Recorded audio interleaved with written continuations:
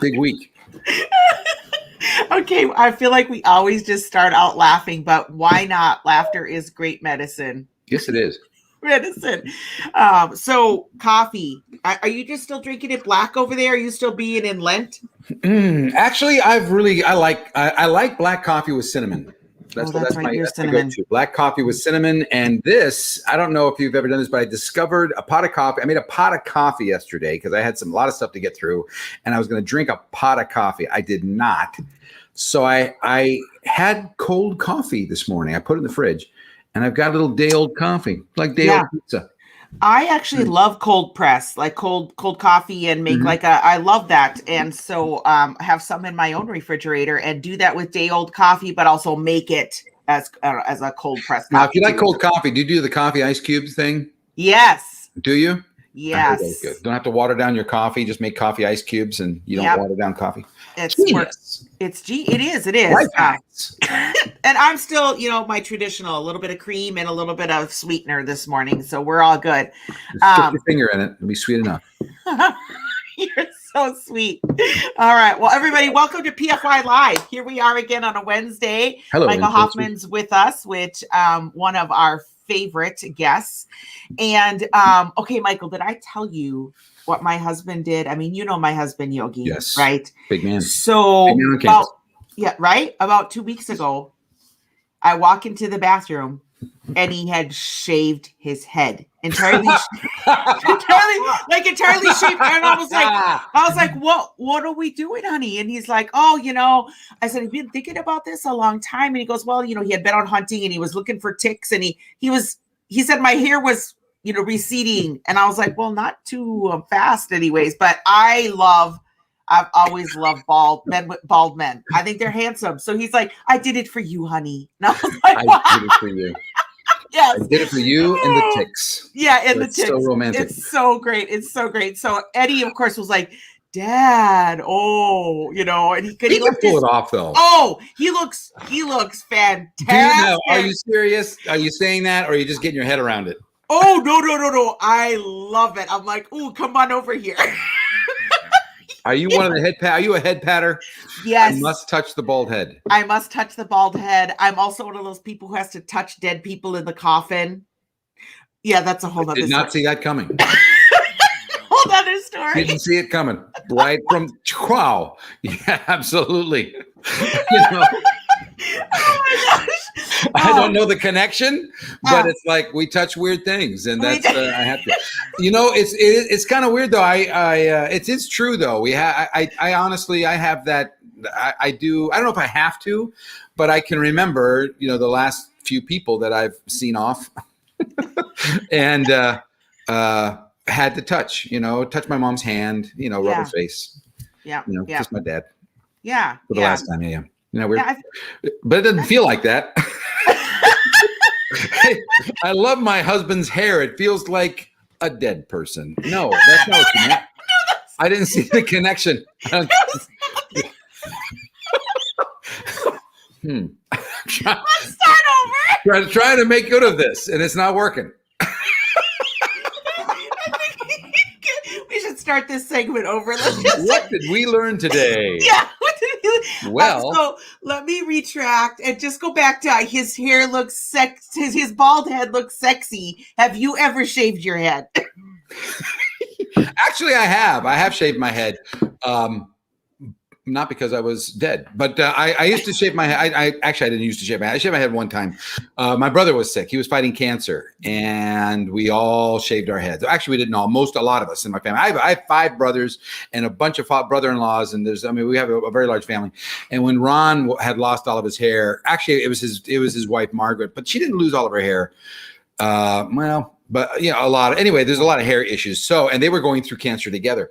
So in solidarity, we shaved our heads. And my brother eventually, he was very grateful. It was one of those moments, oh my gosh, solidarity, the family's so great. And, we're walking with this, through this with you. And eventually it lasted for about a month. And then it was like, okay, y'all got to grow your hair back because we look like bunch of skinheads, then people are nervous around us. We we look like we're going to hurt people. So if you would just grow your hair back for me. Wow. Oh my But God. I have a scar. I look mean. I have a scar on my head from when I was in high school that when I shaved my head, I look evil because I got this nasty scar up on my head. It's like a big horseshoe and it's a big dent. I don't mean to laugh, but what happened? Oh, you mean to laugh. You know you do. Mm-hmm. It was one of those. I have several stories where Satan tried to take me out. God had bigger plans, by gum. Thank goodness. Yes. One of them was I was in high school. I was, I think, a junior. I was 17 years old, I believe, somewhere around there, 17, probably almost 18.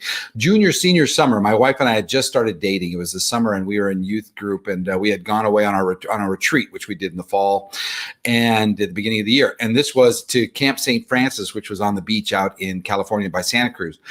And we had just started seeing each other, so it was kind of fun to have her there. And my parents ran the youth group, so but there was a ton of us. There was like 50, 75 kids there.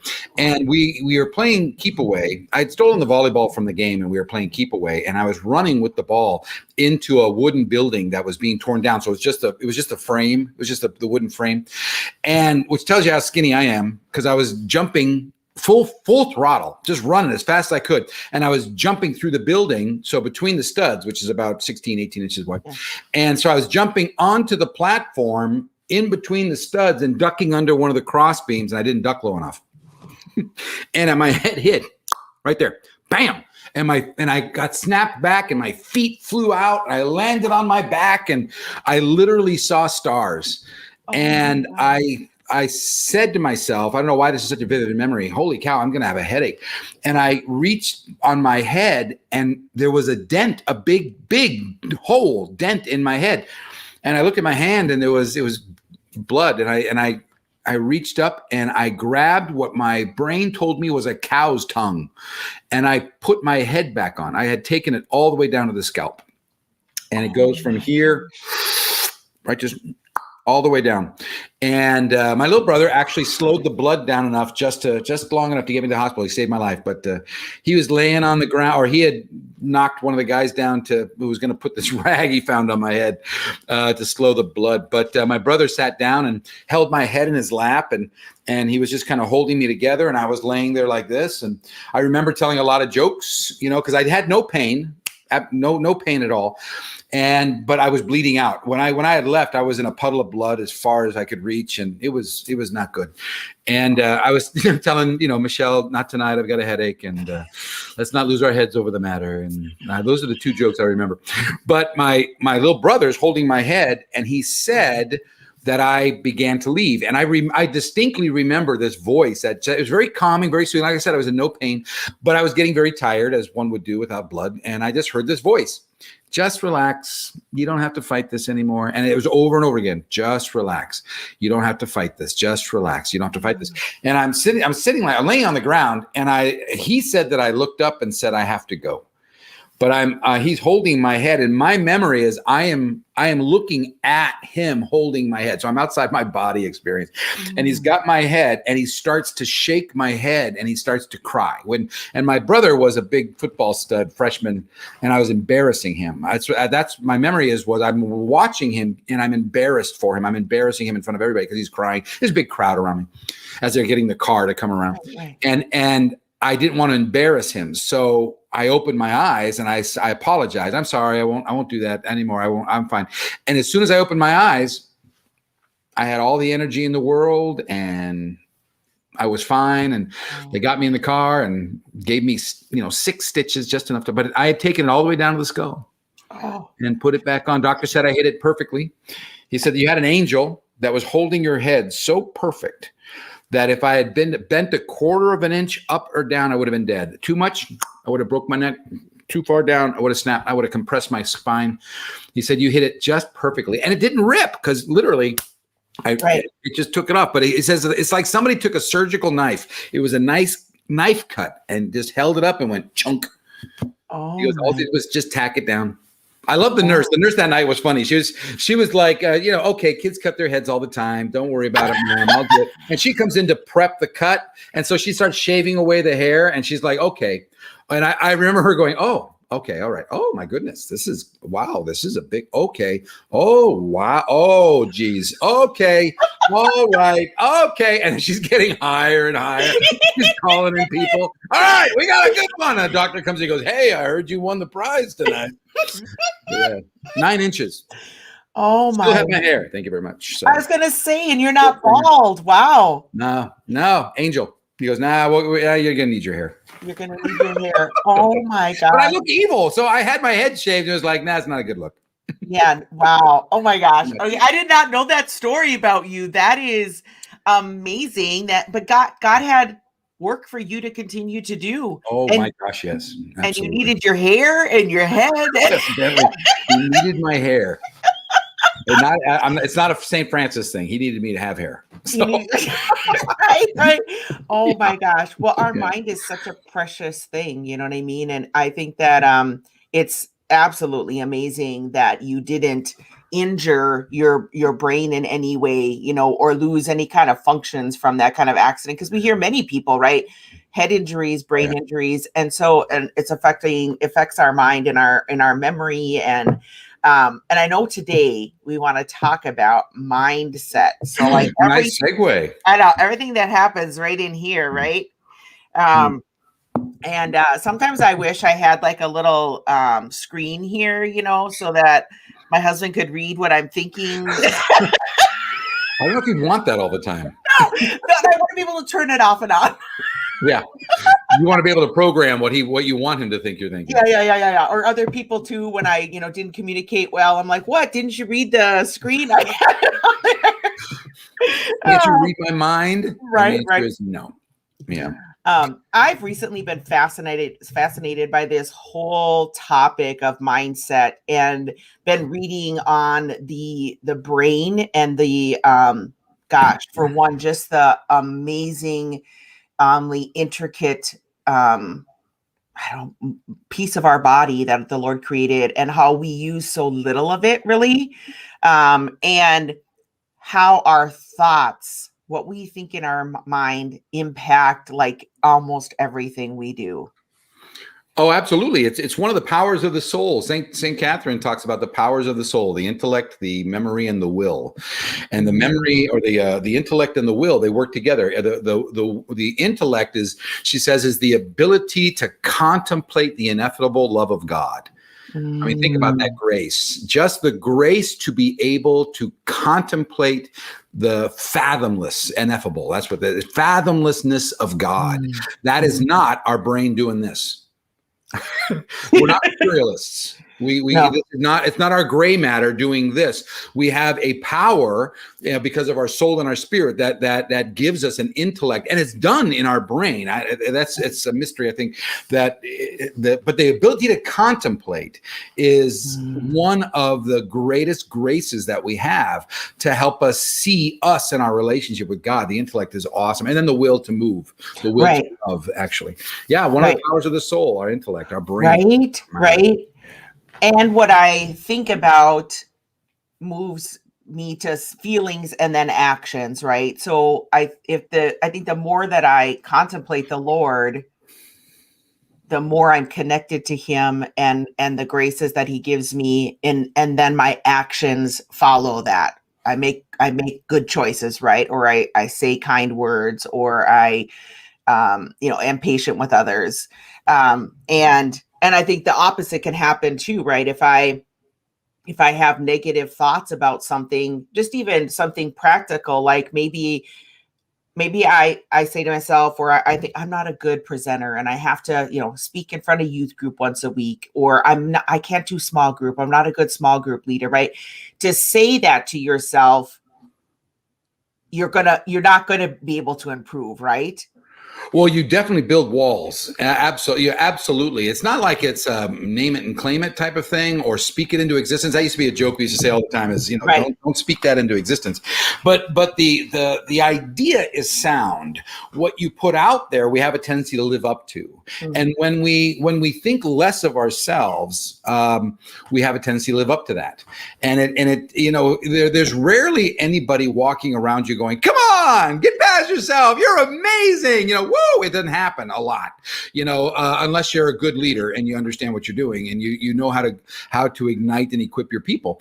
But the fact is we don't do it internally. As a matter of fact, the voices that we have in our head are usually not positive or not accurate.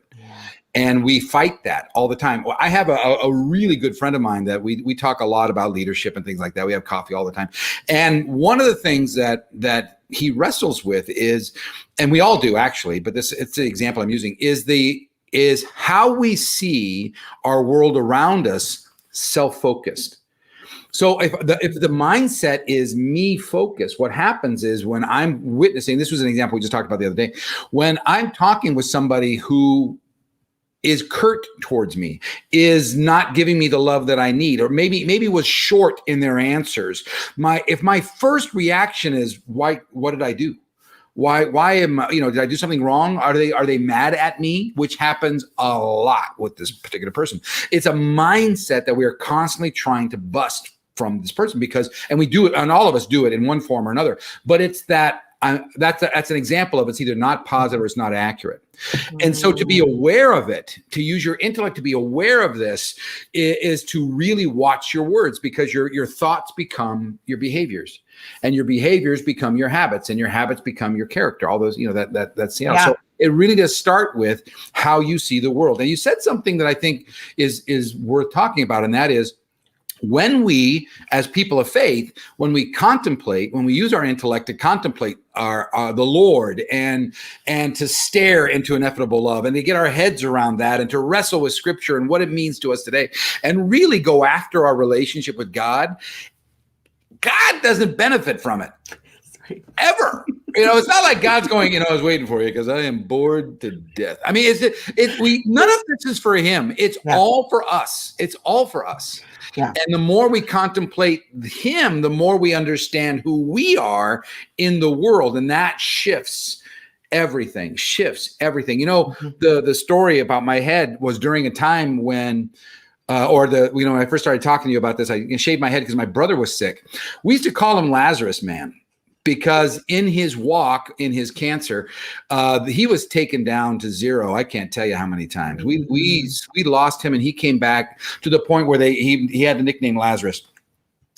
And we were talking about that one day, and he says, I asked him, I said, I hope you don't mind people call you Lazarus. He goes, no, I actually like it. It's kind of a goal, and I think it should be a goal for you too, Mike. I'm like, really? What do you mean? He says, because Lazarus was raised from the dead. In other words, he got a chance to see the other side. I don't know what he said. It never tells us. What was it like? What was it like, Lazarus? I would have so many questions. Come over to it. We're having a party. I want you to just talk.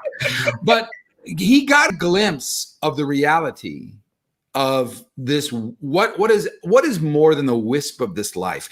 But it wasn't forever. Mm. He was raised for the dead, but not forever. It was for a season. And in that season, can you imagine how he approached life? Can you imagine? He called it Lazarus eyes. And I grabbed onto that. Ooh. And that mentality of seeing things through, like Lazarus seen it. Like, can you imagine? He let the small stuff go. He let the big stuff go. Yeah. He probably was the most generous, the most loving, the most patient, the most kind, just because it's like, y'all are working way too hard.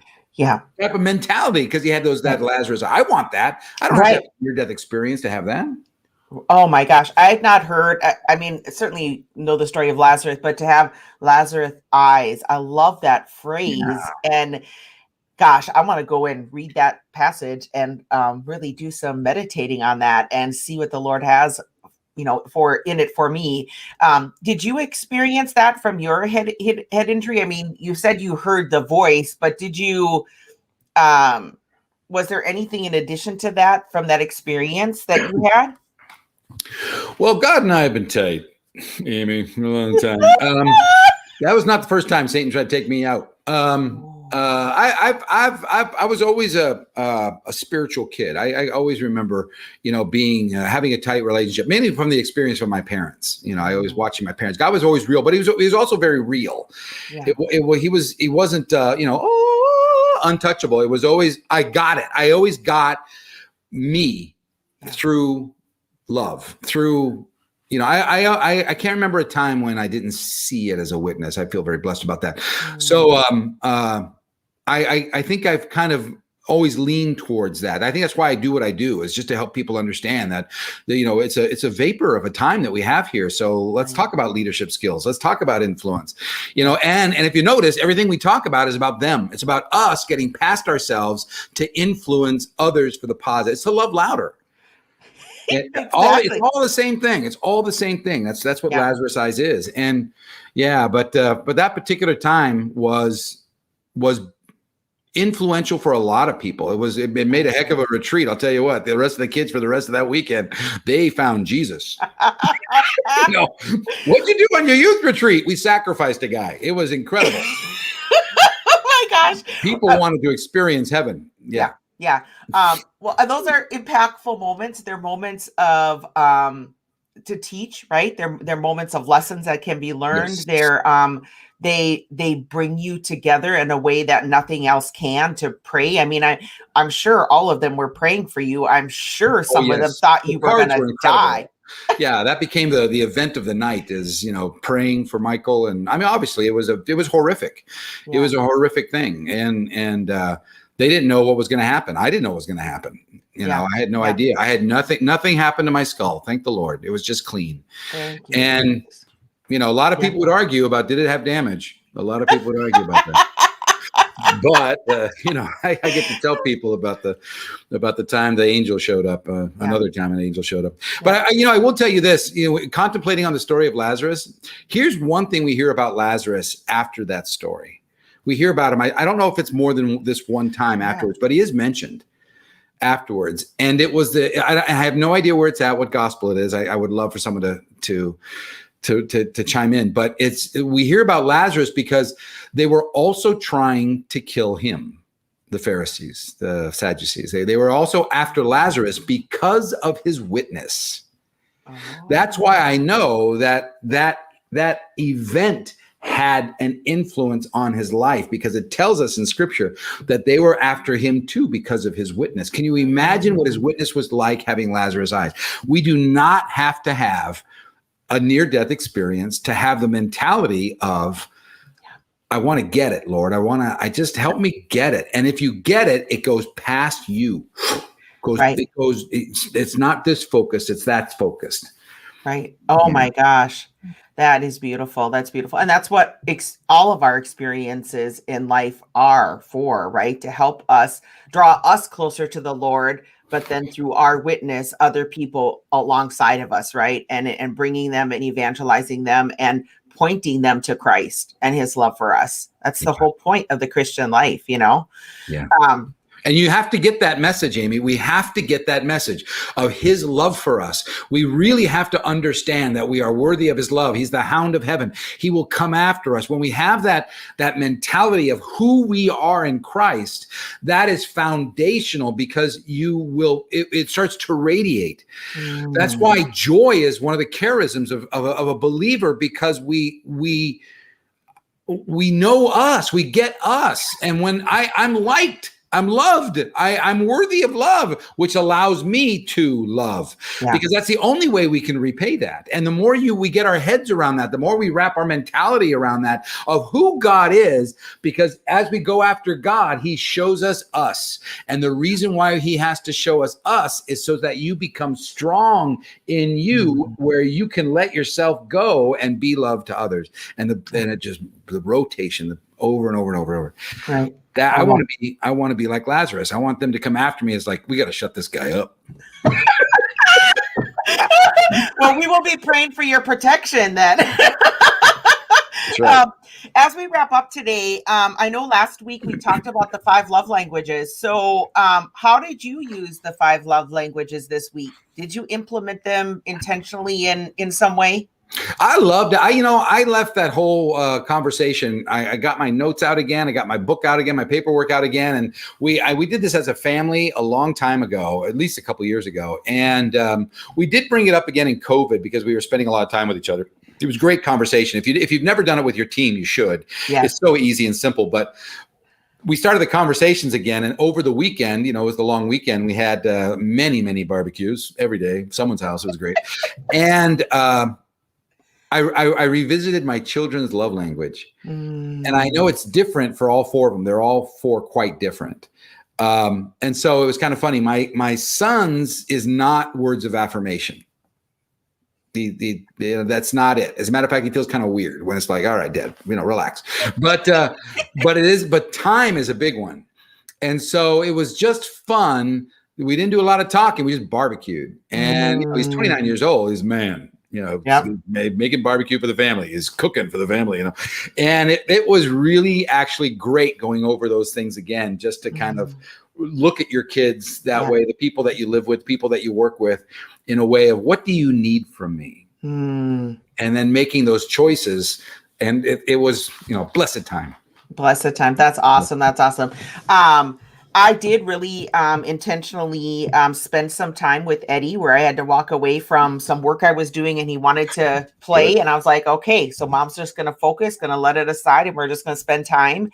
And then I also was talking to someone yesterday, and she was sharing with me a situation in which she wanted to try and mend some fences with someone. And I said, hey, do you happen to know her love language? And she goes, oh, no. She goes, oh my gosh, I forgot about that. And I know someone who does know it. And she said, I will call them. And I said, that might be a way to kind of step back into the relationship, knowing what her love language is. And so kind of just remembering that that's an opportunity for her to show love to this person, but knowing specifically how to do that. So those are the two ways. So we're going to keep challenging people every week. We want you to figure out the love language of someone you love or work with, and then actually love them in that way and see what transformation happens in the relationship.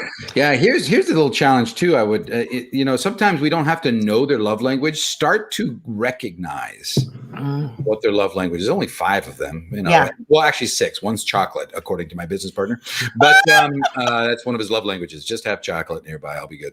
But to really pay attention and try to figure out. You didn't take the test, but just by knowing you, I kind of know that you are more of a time person, or words of affirmation, or gifts, or touch, or what's their love language, just by watching and looking back at your relationships, what makes them tick, or the people that you work with, your volunteers, and see what you can do.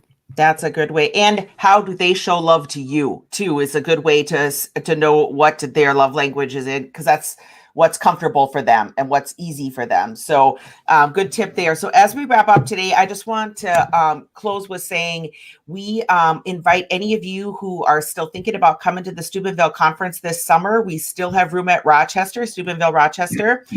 Because of the restrictions being lifted, we are excited we can open up more seats. I know. So jump over to our website. No group is too small. So we'd love to see you there in person and give you a handshake, and also to have you experience the love of Christ at the powerful experiences that happens at the Steubenville Youth Conferences. So check out our website, partnershipforyouth.org, and we'll see you next week. God bless you, Michael Hoffman. We'll talk to you later. Thank you, everybody. Bye. Bye.